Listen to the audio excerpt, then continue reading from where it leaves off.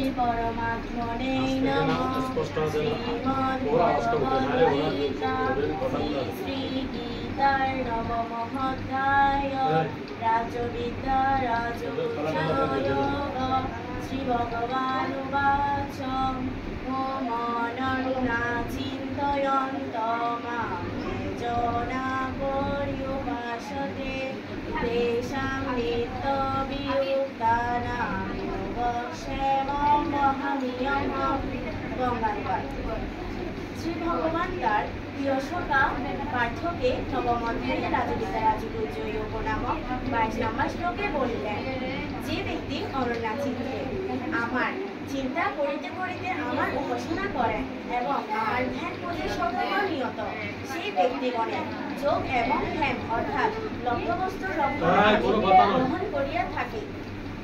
ওম ভদ্রং পুষ্পং ফলং তোয়ং মে ভক্ত প্রয়চ্ছতি তদহং ভোক্তু পরিতং অস্মামি প্রয়তাত্মনঃ। গঙ্গানুবাদ। শ্রী ভগবান তার প্রিয় সখা অর্জুনকে বলিলেন, দেহরূপ পত্র ভক্তিপূর্বক পুষ্প মনরূপ ফল আমার চরণে বিলিয়ে দাও।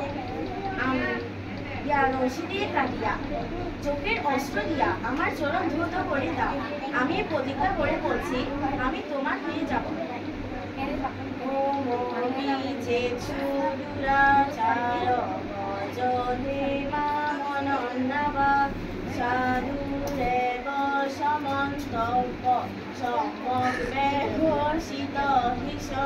গঙ্গানুবাদ। যদি অতি দুরাচারী ব্যক্তিও এক মনে আমার ভজনা করে, সেইও সাধু বলিয়া গণ্য হবে, কারণ তার অধ্যবসায় অতি উত্তম। ওম তীব্র ভগবতী ধর্ম আত্মা সত্যে শান্তি নিগচ্ছতি পুত্রেয় প্রতিজানিহি মে ভক্ত প্রয়চ্ছতি। গঙ্গানুবাদ। সেই ব্যক্তি শীঘ্রই ধর্মাত্মা ও নিত্য শান্তি লাভ করে। আমার ভক্ত কখনো বিনাশপ্রাপ্ত হয় না। ও হে অর্জুন, তুমি ইহা নিশ্চিত করিয়া জানিও। ওম অনন্যমেব মদ্ভক্ত মদাজিমাং নমস্কুরু মামেব শশিয়ুক্তায়েব আত্মানং মৎপরায়ণঃ।